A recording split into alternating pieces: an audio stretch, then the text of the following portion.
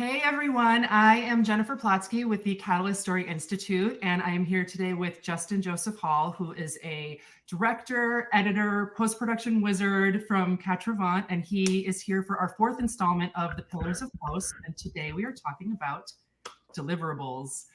Justin, I'm going to let you take it away and dive right in. Sure. Yeah. Thanks a lot, Jen. I appreciate it. And again, always love hanging out with Catalyst, one of my favorite festivals out there. So, yeah, we're just going to be going through this. Is like a very technical podcast, and it's something that people ignore a lot. And I think, yeah, just jumping right in, I think the most important thing is, why do you care about deliverables aside from when they're paying you to give them specific deliverables to networks? That's obviously important because you got to give them what they want to get that money. So that's number one important. But number two, movies are one of the most expensive art forms in the world, right? You've put in, it costs $1 million to make 60 minutes of something to keep somebody's attention for 60 minutes, right? Minimum. And so maintaining your art at the end of it is incredibly important. A lot of people, it's almost the equivalent of doing a beautiful canvas, taking a picture of it, and then throwing the painting in the garbage. You wouldn't do that. I mean, you wouldn't do that with any other art form, but so many people do that by creating their online H.264 at the end, compress it very small, and throw away everything else that they have, and not keep the beautiful final product that you made.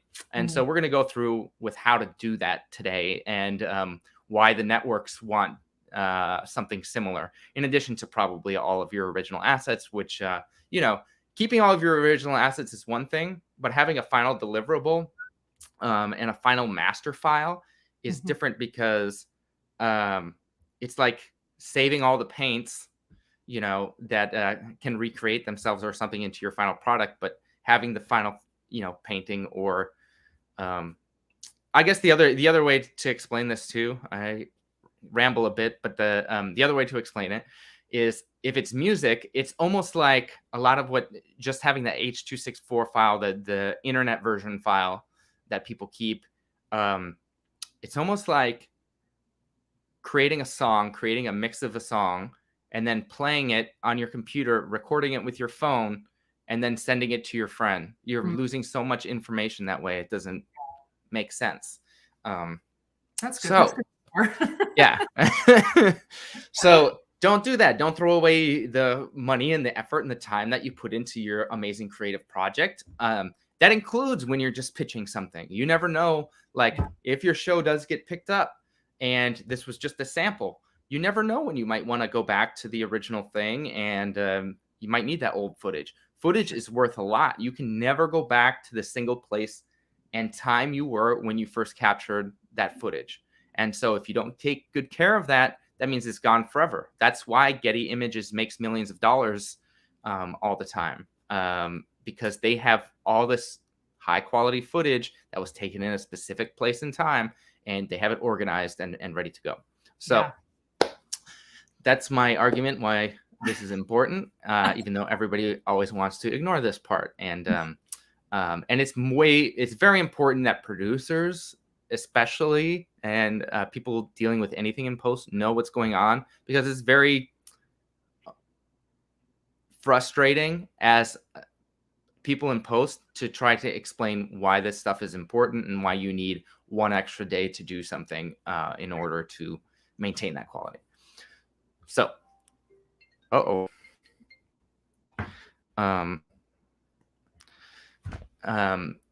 sorry, I had a phone that was ringing my headphones, so shut that off. I don't think you guys heard that, but I did. That's happening. It's yeah. Okay, so just to start out, the number one thing that you should do to know how you're going to finish and create your final deliverables is know where your video came from, and that is knowing the codec, the resolution, and the specs of your camera. And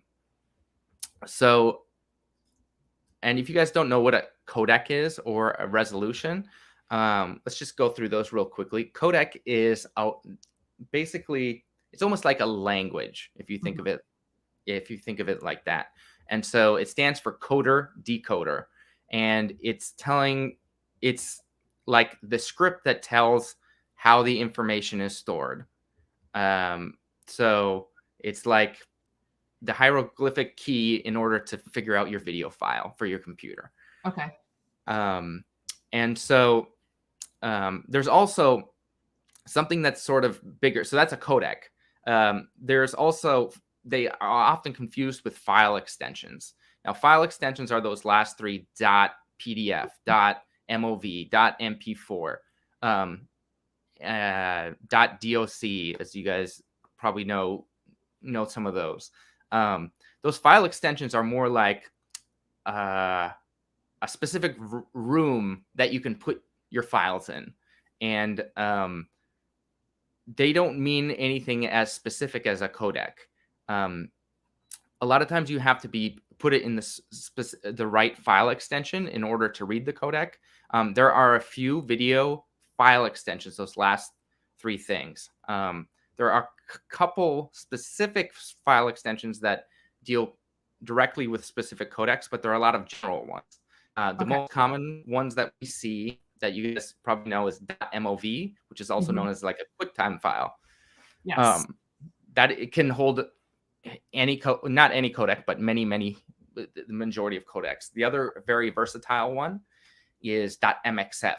And so those are the more professional ones that you see a lot. There's many other ones, and sometimes certain codecs are associated with certain files.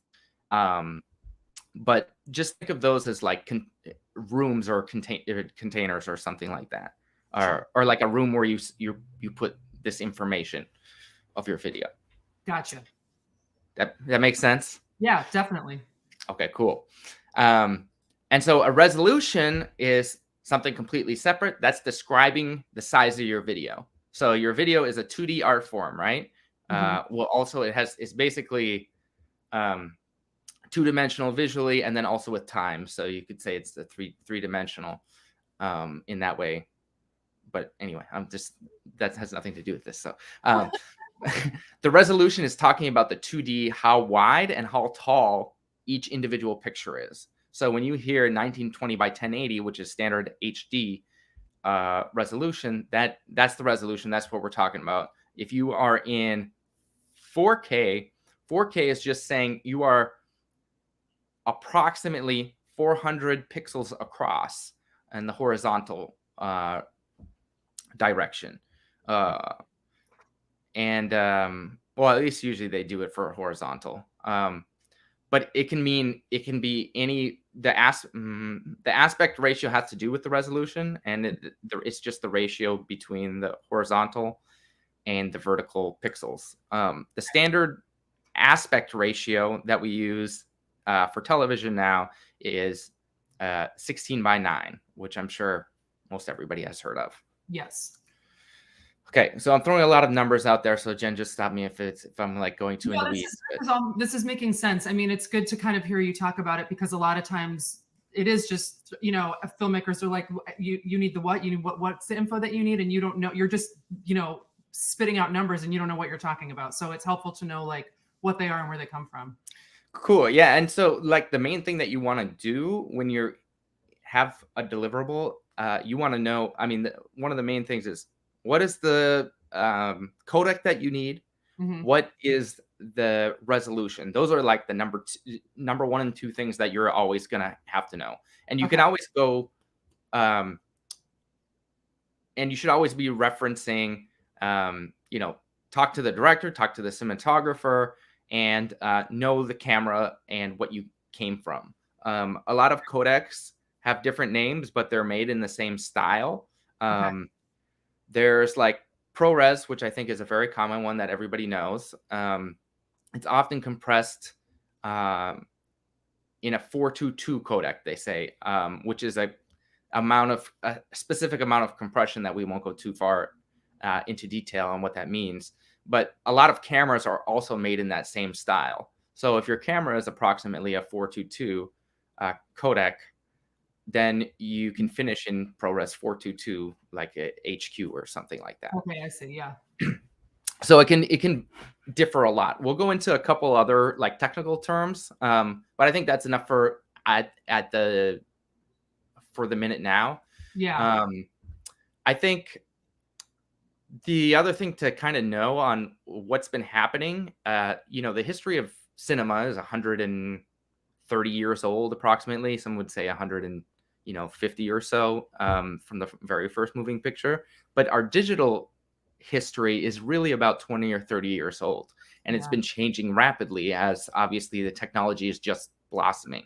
Yeah. So there's a lot of things when you are going to finishing that have changed as of 20 years ago. And so sometimes when you're dealing with older editors who have been in the business for a while, most of the time they kind of understand now, but things used to be done a little bit differently later. And I'm just going to quickly explain the difference between finishing now and finishing like 20 years ago, or even 10 years ago. It was kind of like this. Great. A lot of the time when you shot something, you would kind of make the quality as high as you can digitally, because the final digital deliverables were very low quality. It was like television standards for standard definition.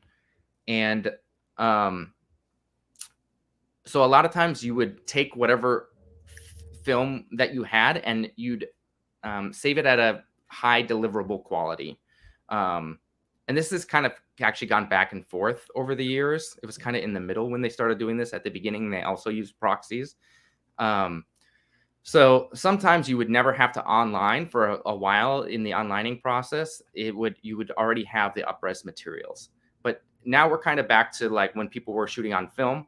The original cameras have so much information that our computers to edit with them is difficult. Okay. And so what we do is make small, easy to lift files so that way we can work with them in the meantime. When we finally have the structure of our video exactly how we want it, then we bring in the real meaty materials that we captured originally. Okay. And so those light, easily carried things it's almost like a miniature of your video are called proxies. Okay. And so when we go to the onlining process, what we're doing is changing those proxies that exactly match on a smaller scale to the original large files, and we're replacing them exactly with the original shot files, or somehow uprising them. You also do this, like, let's say if you have archival in your narrative or whatever, or documentary, and we talked about obviously the biggest name in the industry, Getty Images. If you're like borrowing, using something that you haven't paid for yet, and then you pay for something, they're going to give you a high res file, which is just like going back to the original camera. A lot of times it is the original camera file. So that's the process of onlining. I actually didn't know what onlining meant a long time ago. And I was actually doing this process without knowing what it was. And I didn't get a job because I didn't know what it meant one time, a long time ago. So these terms can be important in the industry. The reason why I didn't get that job is because I didn't know what it meant, and neither did the producer that I worked for. Oh no. And so she asked me, "Can you do this?" I was like, "Yeah, probably." And then she goes, "I go, I don't know what that is though, but probably." And she says, "Oh, I'll hire somebody else." Oh. So it's important to know these terms. And if you don't know a term, Wikipedia is great. We're going to go through a lot of Wikipedia terms today. And if any of them fall through the cracks, it's always a good backup. Great. So, okay. So the other thing that you have in final deliverables are self-created files, things that don't come from cameras. And those are usually things like, well, they're almost always going to be animation or visual effects. Okay. I can't think of anything else right now that it would be. But what you want to do for those is basically you're creating them from nothing, and you want them to at least match the quality of the rest of your footage. So again, you're looking back to your camera and seeing what that is, or also looking to your final deliverable and making sure you're starting, or your final deliverable for your animation or visual effects or graphics or whatever is at equal or higher value than your final deliverable. So if you're delivering a Apple ProRes 422 HQ, you want to at least make it that high of quality of a codec. Sure. So, and the only reason why you would never finish on the absolute highest codec that's equal to your camera or anything is if your budget doesn't allow it and you can't do it. But I strongly suggest putting that extra money in to preserve what you made, because you never know when you're going to be able to open it again. And it's a lot cheaper while the project's still open to get this stuff done than to redo it in the future. Okay, so let's jump into color. I'm going to kind of jump around a little bit into different processes for this. The final deliverables, I should mention too, a lot of times if you're just doing a pitch or and you're going into an executive for a series, a lot of this stuff, you're just making it for yourself and you were preserving it for yourself. And you can get it as far as you can in the process, and still doing a high quality deliverable export is important, especially if you don't know how many different ways that the executives might want to use it in the future. Sure. But when you're getting a final deliverable for like a television show, they're going to give you a spec sheet, a text sheet. Even film festivals will give you these, and WebFest. Catalyst gives you this when you get accepted into the festival on what they need. And by creating a high quality deliverable from the beginning, you can always just use that to make your smaller deliverables in most cases. Great. And so that's what we're kind of going through here today, making that high resolution thing. Okay, so moving into color. Again, what we want to do while moving into color is to maintain that quality. One thing that we need to know in moving into color is what codec we're doing. We want to get a colorist that knows the differences between these codecs, that knows the resolutions, and can give you the highest output at the end. Obviously, they're coloring, hiring a colorist. Their ability to color is the main thing that you're hiring them for. But if they don't know these other final deliverables, that might mean that they haven't been doing their job for very long, and they might not know.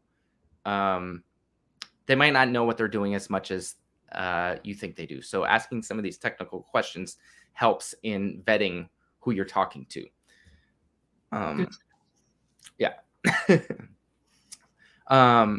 So one thing that we always talk about in color, and that's changing rapidly now, is the color space. Long time ago with SDTV, the color space was something that I'm just going to use the final three numbers because it's a little easier to remember. But it was 601 was a color space, and that's a very small color space. That's like when you see, I was going to say I Love Lucy, but obviously that's in black and white. The original broadcasts of, anything from previous to the year 2000. So All in the Family, Friends when it first came out, anything before, or actually it was 1993 when it switched. And they changed it to, so that's before Friends, but it switched to 709, which is a slightly larger color space. And the color space, when we talk about color space, it's something different from resolution. It's something different from codec. And not all codecs support all color spaces. And that's where this starts to get very complicated, and that where you want to ask these questions, have your spec sheets, and talk with your colorist and who's ever doing this. But most everything nowadays, everything is Rec 709 in the digital age. H.264, I think now is moving to also include the one that I'm going to be talking about. But in general, H.264 is 709. Everything you see on YouTube, most of the stuff that you see on television nowadays is Rec 709. And that's, again, the second biggest color space that we use. Okay. Your computer screen uses a very wide color space that encompasses almost the entire visual spectrum. So that's a lot bigger than most televisions. Televisions are very limited, not very, but they're in a smaller particular space of color from what your eyes can see. Your eyes can see this wide range of light from the sun. So now they're changing what you're getting to nowadays with UHD. When they say HD, it's the 709 color space. When you say UHD, you're starting to associate this Rec 2020 or Rec 2100. Rec 2020 is the actual color space that that you're going to start hearing about a lot more now. Okay. And so I know, Jen, we were talking slightly about before we started, but like the new Game of Thrones with the very dark sequences that some people claim that they can't see anything on. Yes. That's due to this complex thing of color spaces. To make it even more confusing, there are more color spaces than just video ones. People in animation can use a wider gamut a lot of times, and they can see those things. Also, photography and illustration, and just like I said, on your computer, you can see digital things in even a larger color space. Well, sometimes there's a TV show actually that my kid watches. It's a French version of Old MacDonald, and there's some tires on the tractor there you can tell is done in the wrong color space because all the detail is lost. The blue was too blue. And so when you see stuff like that, where it just looks like incredibly bright, or it often happens with reds because there's some reds that don't quite make it. If you have like a really red shirt and you want it to be really, really red, if you bring it, because a lot of deliverables are in 709, you can lose some of that information. Okay. So going back to like the Game of Thrones thing, one of the biggest changes in this stuff is how white are your whites and how black are your blacks. Okay. So if a lot of like, you just have a way bigger range in how we capture or how anything is done anymore versus blacks and whites. And so a lot of times those Game of Thrones things are colored to be really dark to make it feel like actual nighttime. Well, that doesn't always translate well when you're sending it to these devices that have a smaller color space, or these codecs that don't have a great color space. Okay. And a lot of times there's ways for transforming that. There's new kind of deliverables called IMFs, and Dolby has created a lot of different things that help translate that. But that's not the only thing that kind of affects that. The other thing that affects these visual things, where some people say they can't see anything on their TV, is TVs, in order to be sold at your house, often have a very high contrast set on them out of the box. And they do this because they know that their sales are higher when they have brighter, more contrasty pictures when you go to Best Buy. People see that and they're like, that one has the best color because it's bright and contrasty. So when you go home, you still have that set on your TV. So like me, myself, working as a colorist, every time I sit down to a new TV, go to my parents' house or whatever, the first thing as I do is I change that. Well, a lot of people don't know that. So you have all these different deliverables that's already confusing. And then you also have these uncontrollable things that happen in people's individual homes, and people who make TVs who want to make more money that are making your life more difficult. So when you get into color space, it's really good to know and talk to your colorist and make sure they understand what your deliverable is for, what is on your spec sheet, what's going to maintain your video at the highest quality, and to preserve it for the future when people do all have better televisions. and what you can do to sort of future-proof everything that you're doing. Yeah. So that's all very complicated, a lot of different things. There's also a lot more. We can go deeper into things. So you're going to hear, well, I won't even touch that. We're already too deep. So let's just hear other terms that you probably will hear of more recently. You're going to hear, when you hear camera specs, one thing that you might hear that you don't really have to worry about, you should just, pass this information on to your colorist or talk with your cinematographer about, is what 8-bit, 12-bit, and 8, 10, and 12-bit cameras color is. Now, the bits correspond to the amount of information that you're using to talk about a single pixel of color. So that's not exactly the same as the color space, which is, the range of colors that you can make from that. Obviously, the more bits you have, the more precise that you can be in each color space. The full reproducing the entire visual spectrum would be, they say, is at 24 bits. So right now we're only talking 8, 10, and 12. So we're not all the way through color science yet. Rec 2020 is only partially showing the entire visual spectrum. So these things aren't stopping changing.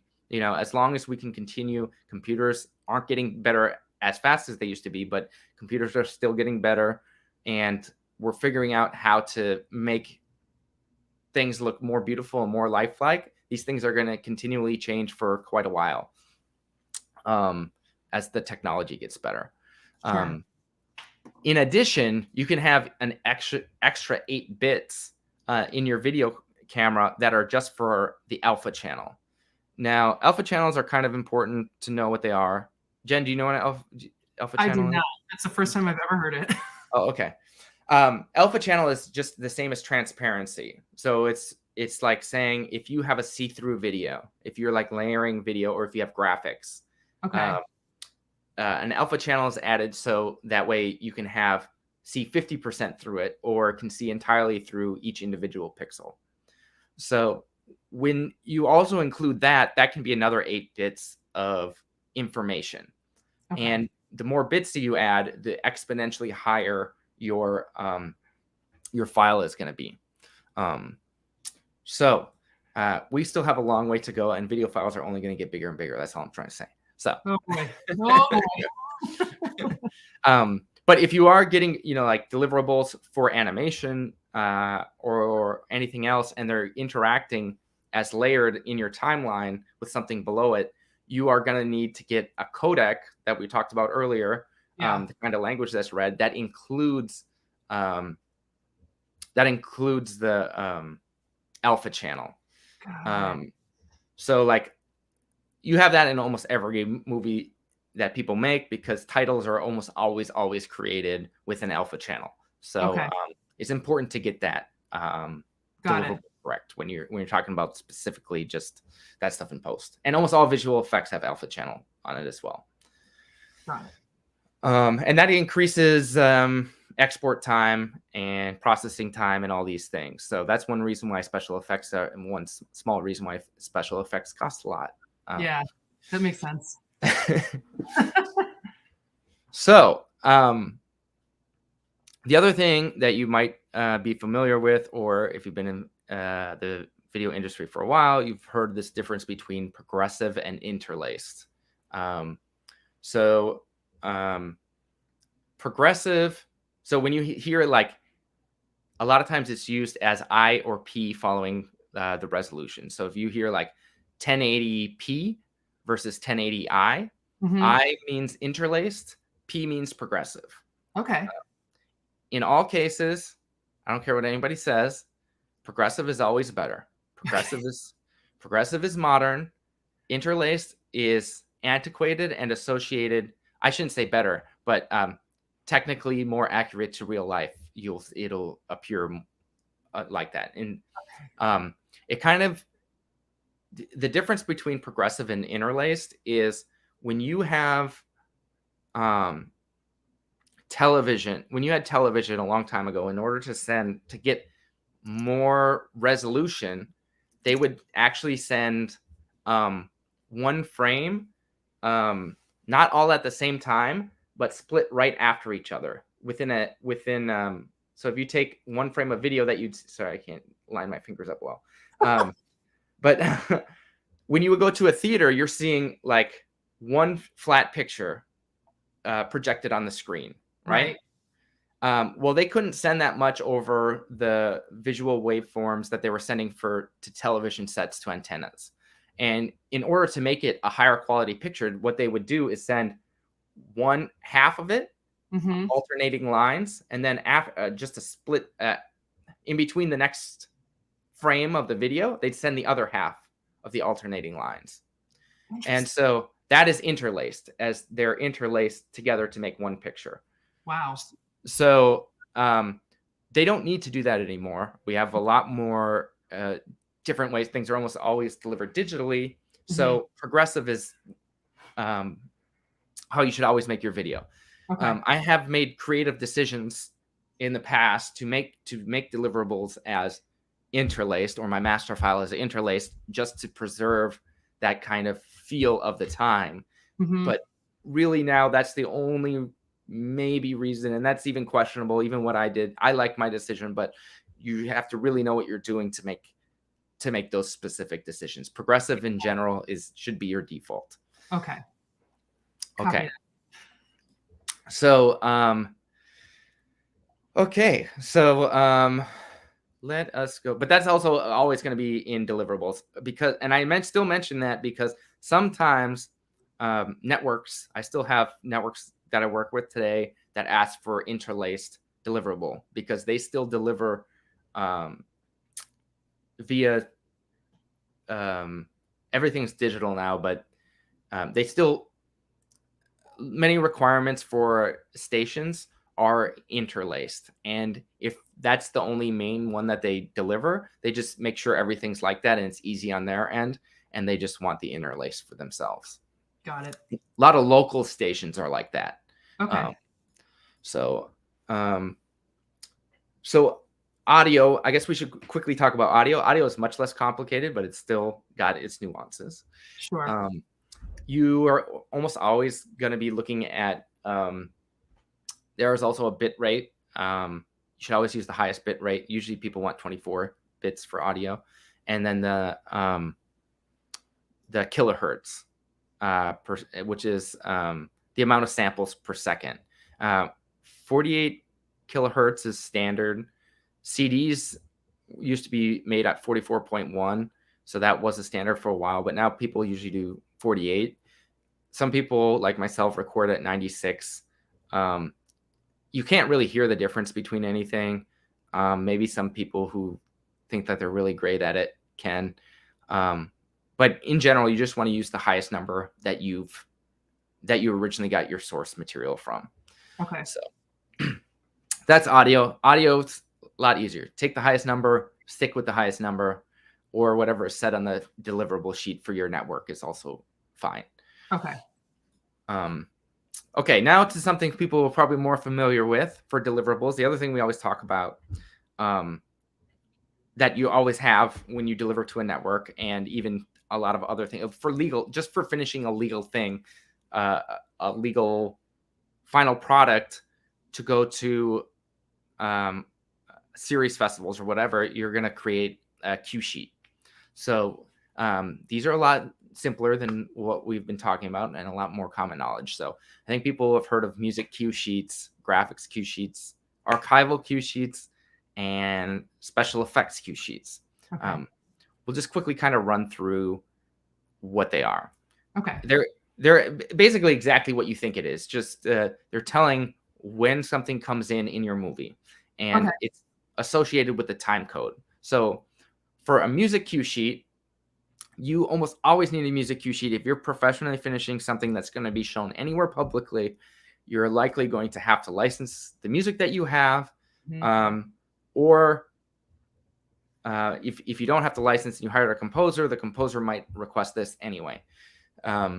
So you need it for licensing, and it's useful for composing. And all it really is naming the songs that appear in your film and the exact time code in which it appears. Okay. And then sometimes there's publishing rights and different things in the cue sheet, and also the duration and the out point of those files. That's usually like typical of every cue sheet. So you can just make sure always to make that no matter what movie you finish. You're not going to have to bring that in, obviously, for to pitch something. But if it goes anywhere further, or if you're playing at a festival or something, you're probably going to have to make this at one point or another. Okay. If you're doing things by the book legally.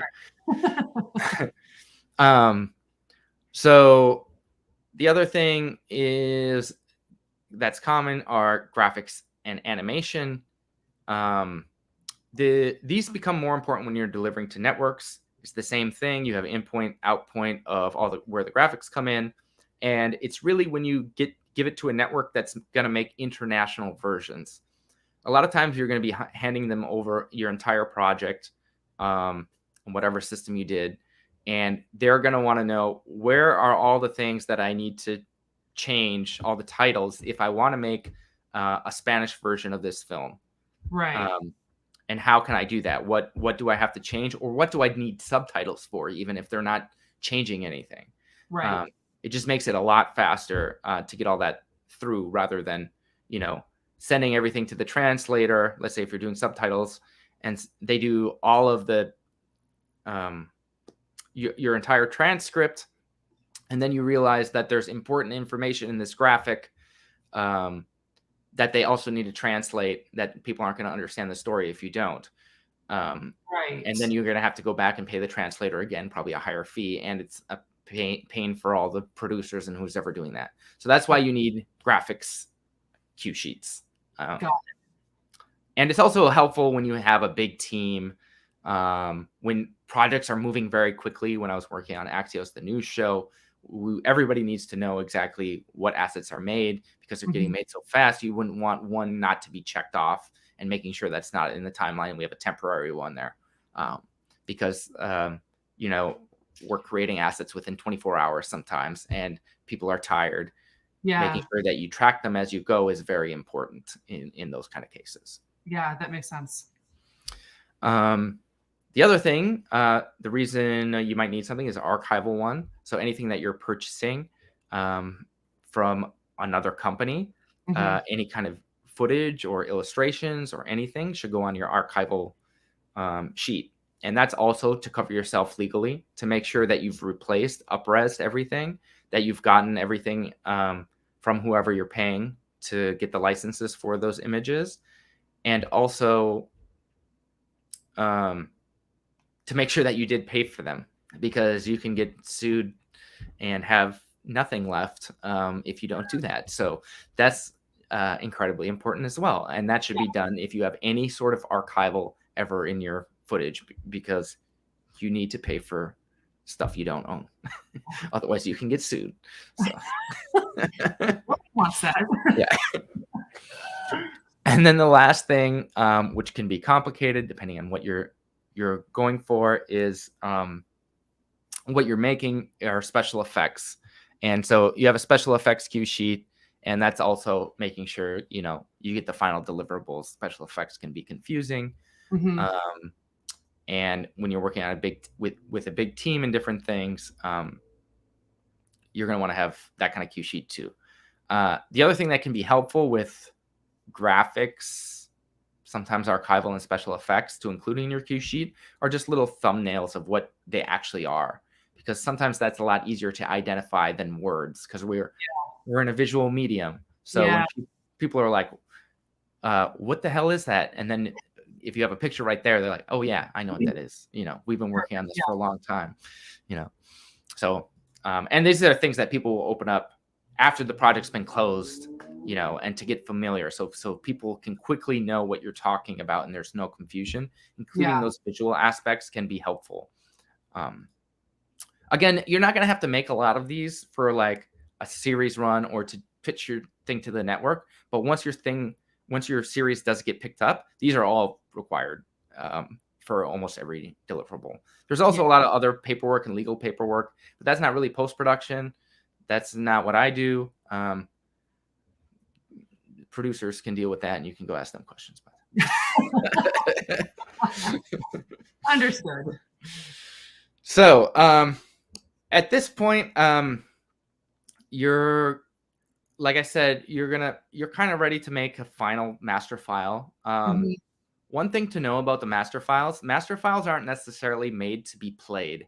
A lot of them are very difficult to play. A lot of my computers can't play some of the master files I make. And that includes like just being UHD. The reason why you do it is because you have the most information per pixel that makes sense for your computer to hold. All master files nowadays are still likely, very, very likely, even what networks take, are compressed. But they're compressed at a point where you can't tell the visual difference.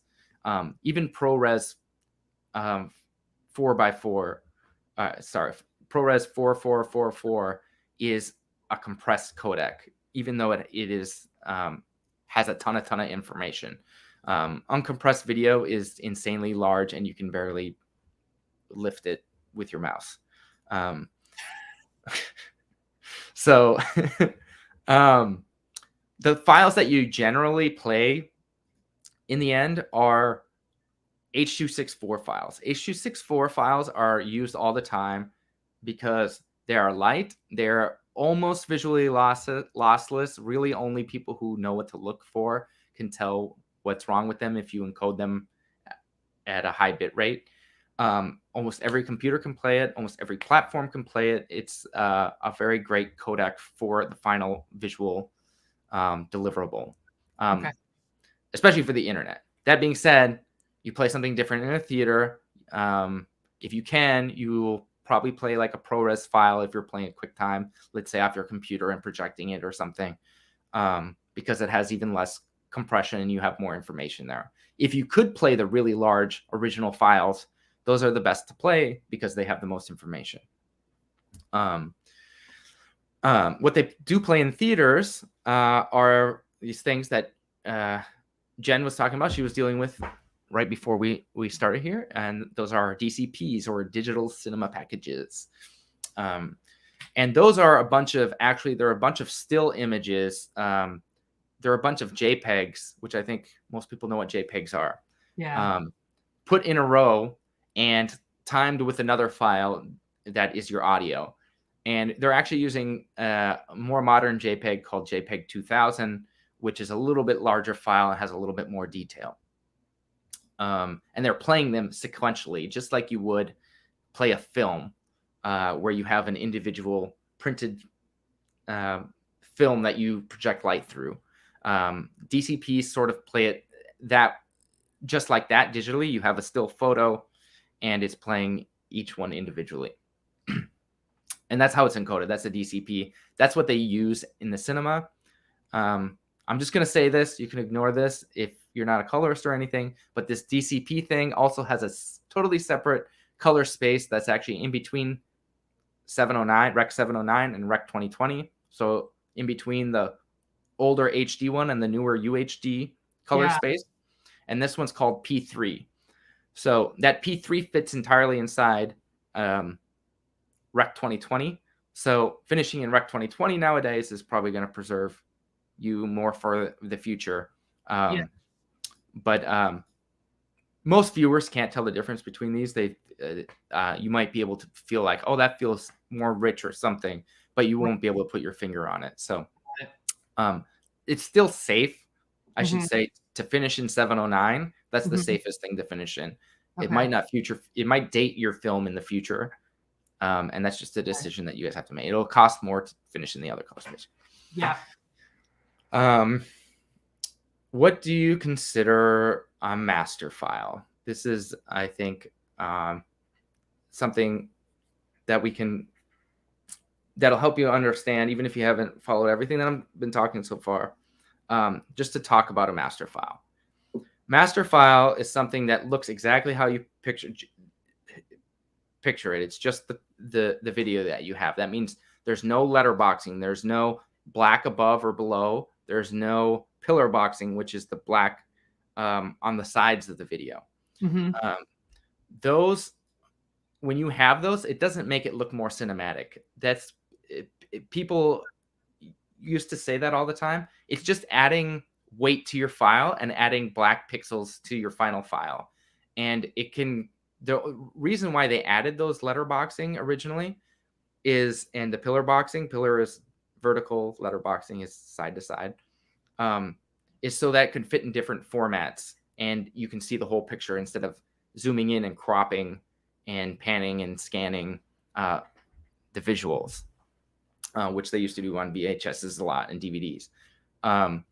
So if you include those in your final file, that means they're tied to your final file. And that means if you're projecting somewhere that can project the proper aspect ratio of your film, it's still going to have those pillar boxes. So that's going to make your movie even smaller because it's going to have to project those black pixels in between.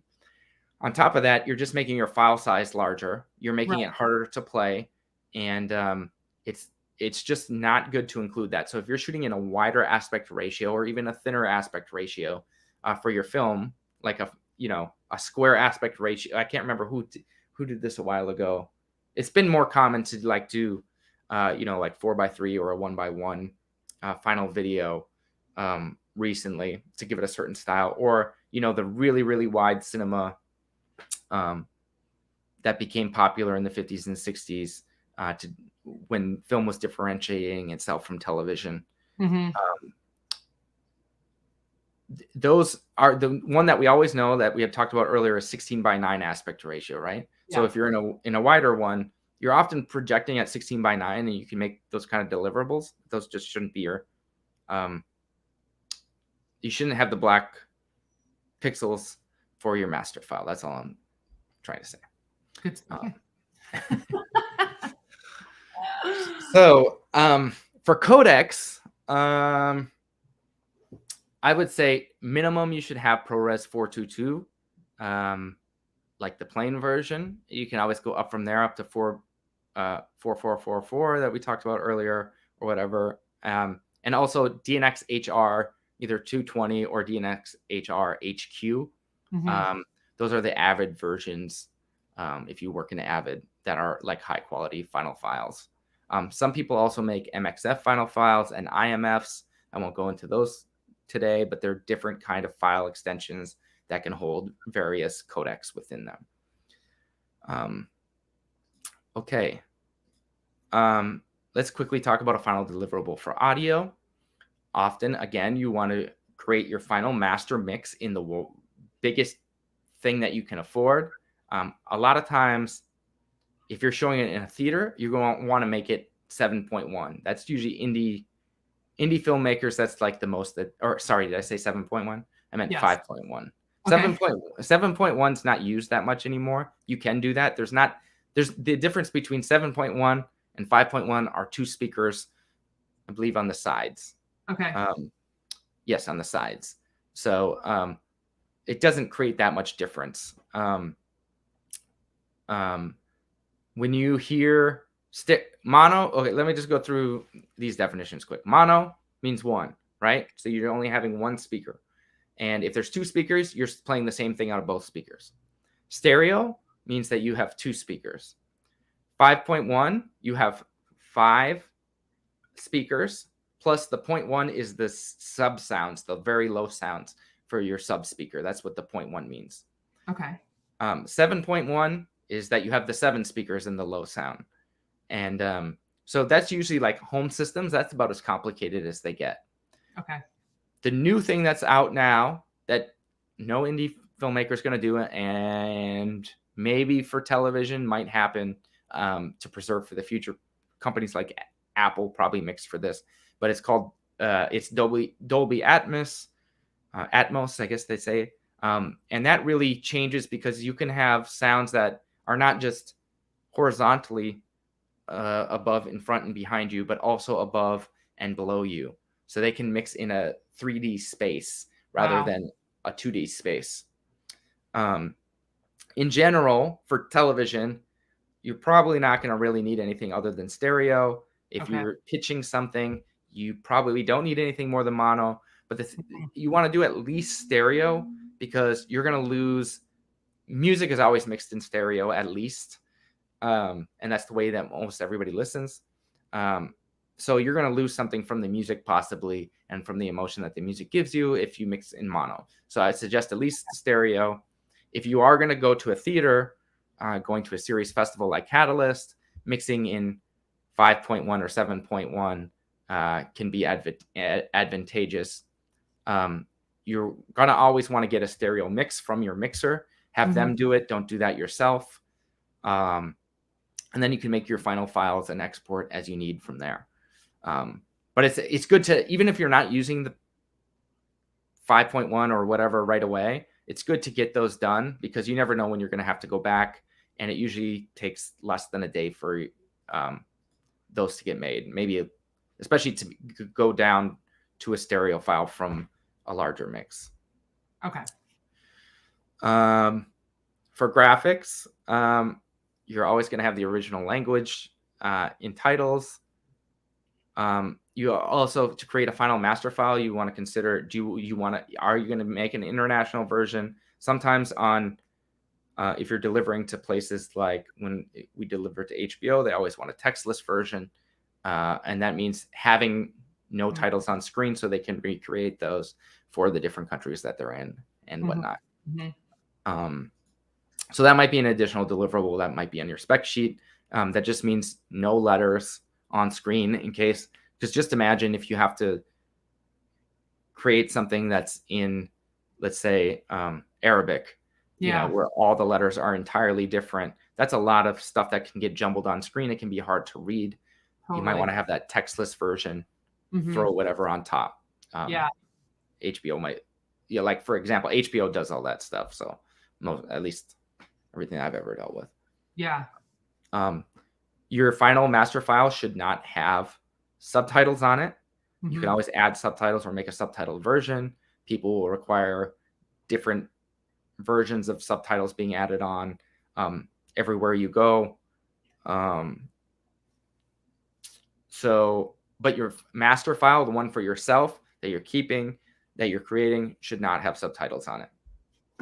Okay. And then match your giant resolution, the final resolution that you want to go on.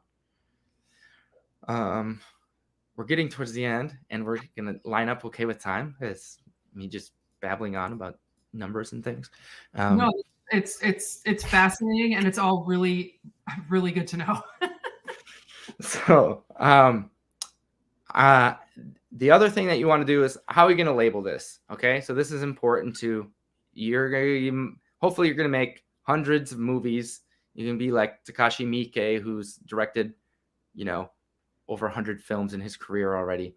And you're going to have all these films on your hard drive, and you're like, what the heck? Where is this film? Okay, so you want to stay organized from the beginning so you don't have that problem. Right. Label your export. And these are just suggestions. Obviously, you can have your own organization system, but have one. Label, and it's also people who are post producers and editors appreciate when you're organized. Yeah. Label with the date that you exported. There is no such thing as a final version of whatever you're doing. You never know when you're going to have to do a cut down, a different version of something. So never write final on a file. It's annoying. I just delete them whenever I see them. And then not the file, but the word final. Right.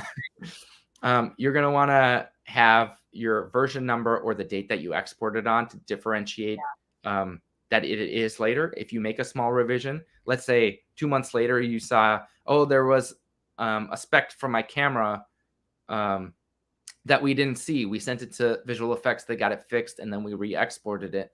Well, if you just change the version number to be up one, or put the newer date when you made that change on there, then you're going to easily know when you go back to the file, this is the newest version. This is the one we should use. Yeah. So you can have that. You want to also probably generally label, is this a stereo mix? Is this the 5.1 mix with it? You can't, sometimes you're going to be certain places will require you to put 2 different mixes in one file, but you still would want to include that in the information. Okay. For your own personal projects. Sometimes people use like company codes for projects that are like 3 letters. You can get a lot of combinations with 3 different letters. So let's say your project is called Catalyst. Your 3-letter company code might be CAT. Or maybe it's the first video you ever did and it's just AAA or something. I mean, doesn't really matter. You can figure that out. Keep a spreadsheet that keeps track of that if you want to keep your file name shorter. When you're making derivatives of these files, since you have your master file, you can always just add on to the end, like this underscore H.264. This is the H.264 version of this underscore 1080p version. You've down res from UHD to 1080p, or whatever kind of different versions you're making. So that's kind of what's nice about having this master file. One thing I've learned now, that color spaces aren't as constant as they used to be. You might want to include the color space in your final file. It's just a suggestion. You'll probably want to write that down somewhere as well. When you're done, don't just keep one copy. The good thing about digital is that you can make multiple copies. Always, always, always put your final file in 3 different hard drives that are stored in 3 different places, and preferably not in the same house, and even more preferably not in the same town or in the same climate. Quatre-Vents is located in Hibbing, Minnesota. If you want us to store your stuff, we can. We're away from the coast. There's no hurricanes there, blah, blah, blah, blah. I also keep my stuff in Brooklyn. People who I work with, they keep their stuff at their parents' place in Boston. So like having those different places are great. The networks also do this. They have underground, and certain companies have like underground places in some state and another one somewhere else, and they have huge warehouses of data files. As you can imagine, that's how places like Google and whatever do. Exactly. So online storage is also a good option if you don't have that much. It's okay if you want to pay a yearly price to do like Dropbox and keep your final files there. That can get more expensive, but that's pretty safe because you know all the backups that they have. Let's see. I'm just going to talk about a few other final deliverables that you might want to make, and then we're going to end right on time. You want to get your DCP. Likely you want to have an expert make that. Know who's playing your file, know what color space it's going to be in. You want to test it somewhere. That's why it's good to have a professional. It's hard to play DCPs back on your own computer. You have to have special software and a high enough power computer. So hiring that out is probably a good idea. H.264 we've talked about. That's almost always in Rec 709, although I saw something actually today that maybe they are incorporating more of these other color spaces. It's, I believe, almost always in stereo. H.265 is the color space that's used on the new iPhones. And sometimes that's why the footage can be difficult when you bring it into your, to deal with when you bring it into your editing systems. Premiere working with different color spaces is a little more difficult sometimes. Also Avid, a lot of times you might be editing in a lower color space. So the editors might not know as much about this. So it's really talking about colorists. ProRes, again, is one of the most typical industry standards. 422 is a common standard.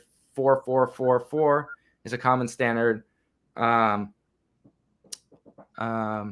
DNX HR, DNX HD are Avid masters. They're less accessible, but used more for television and different things because almost everybody uses Avid in the television industry. The other thing I'll say, just to end this, when you are delivering stuff, you're going to get a spec sheet. That's not the end all be all. Almost always, these spec sheets are created. Not a lot of people know what they say on them, including the people who give them to you at the networks. And they're made once a long time ago, and they're not updated very often. So there's things in there that sometimes contradict each other. And if they do, or something's confusing, ask about them. Sometimes they don't require the same things anymore, even though it says they do. Obviously, if you can do the deliverable, it says, it's just do it. So clarify. In the end, for most derivatives of your final master file, media encoder with Adobe is used very often. It's a great encoder. Resolve is a free program that can encode a lot of things. It's a little more complicated to use. There's not as many free programs as there used to be out there because there's so many different file formats. Yeah. And that's about everything. So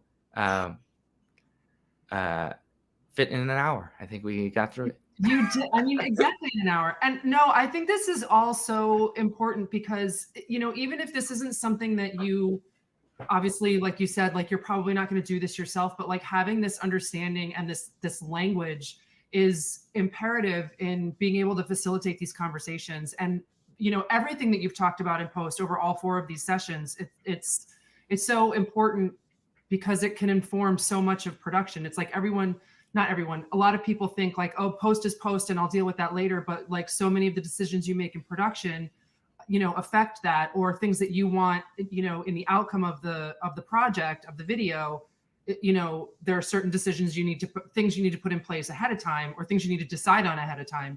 And so, you know, like I was telling you about like having to facilitate a DCP, it's like I was sort of starting from scratch and it was a completely foreign language to me. And now having a better understanding of that going forward just, you know, will be so helpful. And all of this in general, like just so many of these, you know, terms and files and codecs and all of this is fascinating and really important. And I really appreciate you sharing it with us. Yeah, no problem. And I would say too, like, there are no classes that really teach this. Yeah. I got one, I didn't know. So, I mean, I was really confused when I first started out, and I asked one question in an editing class, and the guy, my teacher, whoever it was, answered that question in like a 1-week course. And I was like, oh, that's great. And now everything since then that I've learned is all on Wikipedia. So everything I told you today, most of it, color spaces are hard. That's hard to find and hard to get the information a lot of times. So that's a little tougher. But everything else, especially about codecs, it's all on Wikipedia. So use Wikipedia as much as you want. It's one of the best resources ever. I suggest it's a nonprofit. Donate to it because it's useful for us in the industry. Let's keep it alive. Yes, we do not want it to go away. Yeah, things are not changing. And I would love for somebody to write the articles on the color spaces as they come out. But someday we'll get there as well. So. Oh my gosh. Well, thank you so much. I will not keep you any longer. I appreciate you sharing this with all of us. And thank you for everyone that has tuned in. We appreciate you being here. And Justin, hopefully we will see you again soon. For sure. My pleasure. So thanks.